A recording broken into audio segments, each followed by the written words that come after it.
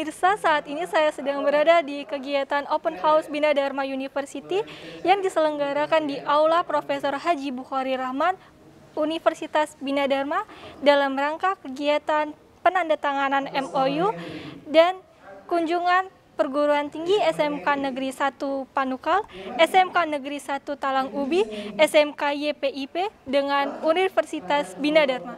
Kita dapat berkumpul bersama-sama di Aula Universitas Bina Dharma. Ada persiapan, ini sudah terschedule kegiatan yang diperkirakan harusnya sudah selesai, tetapi belum selesai di luar kantor, Pak. Misi dari sekolah kita yaitu untuk memperbanyak kerjasama baik dengan dunia usaha dan industri maupun dengan perguruan tinggi. Nah, harapan ke depan dari MOU yang sudah ditandatangani ini benar-benar nanti bisa terrealisasi ke depannya seperti itu.